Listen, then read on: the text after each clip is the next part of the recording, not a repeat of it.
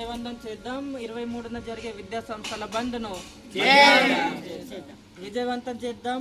23న జరిగే విద్యా సంస్థల బంద్ను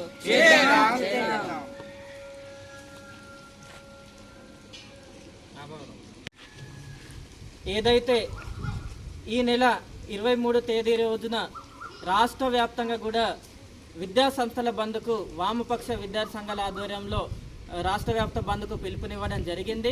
ఆ యొక్క పిలుపు ఈ సందర్భానికి సంబంధించి ఏమంటే రాష్ట్ర వ్యాప్తంగా కూడా ఇప్పటిదాకా అనేక విద్యా సంస్థల్లో అనేకమైనటువంటి సమస్యలు ఉన్నాయి. ప్రభుత్వ పాఠశాలలో అనేక సమస్యలు ఉన్నాయి. ప్రభుత్వ పాఠశాలలో టాయిలెట్స్ కానీ, బాత్రూమ్స్ కానీ, అదేవిధంగా అటెండర్ పోస్టులు కానీ, అదేవిధంగా ఎంఈఓ, డిఓ లాంటి పోస్టులు భర్తీ చేయకుండా రాష్ట్ర ప్రభుత్వం విద్యారంగంపై చిన్నచూపు చూస్తున్నటువంటి పరిస్థితి ఉంది. అదేవిధంగా రాష్ట్ర వ్యాప్తంగా కూడా జూనియర్ కళాశాలలకు సంబంధించి ఈ సంవత్సరం ఇప్పటిదాకా కూడా 8,000 కోట్ల బడ్జెట్ పెండింగ్లో ఉన్నటువంటి సందర్భం ఉంది. అదే కాకుండా ఈరోజు ఈ మన కొమరంభీం జిల్లాకు చూసుకున్నట్టయితే ఇంతవరకు రెగ్యులర్ డిఓ లేనటువంటి పరిస్థితి ఉంది. అందరు కూడా ఇన్ఛార్జ్ ఎంఈఓలే ఉన్నటువంటి పరిస్థితి ఉంది. టీచర్ పోస్టులు ఎక్కడ చూసినా ఖాళీగా ఉన్నటువంటి సందర్భం ఉంది.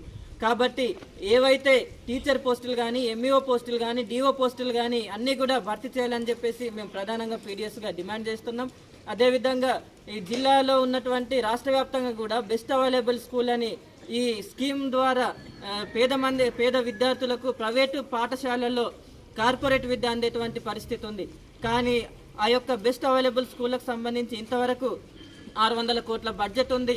అది కేటాయించకుండా రాష్ట్ర ప్రభుత్వం మొండిగా వ్యవహరిస్తున్నటువంటి పరిస్థితి ఉంది. అదేవిధంగా ఎయిడెడ్ కళాశాలలు కానివ్వండి, అదేవిధంగా వాటికి సంబంధించిన బకాయిలు కానివ్వండి, ఇవన్నీ కూడా విడుదల చేయడంలో ఇప్పుడున్నటువంటి కాంగ్రెస్ ప్రభుత్వం తీవ్రంగా నిర్లక్ష్యాన్ని వ్యవహరిస్తుంది. కాబట్టి ఈ తదితర సమస్యలు విద్యారంగంలో ఉన్నటువంటి ప్రతి సమస్య పరిష్కరించాలి. ముఖ్యంగా ఏదైతే సంక్షేమ హాస్టల్ ఉన్నాయో, సంక్షేమ హాస్టల్, వసతి గృహాలు, అదేవిధంగా ఎస్సీ ఎస్టీ బీసీ మైనార్టీ గురుకులాలకు సంబంధించి అన్నీ కూడా చాలా వరకు అద్దె భవనాలు కొనసాగుతున్నటువంటి పరిస్థితి ఉంది.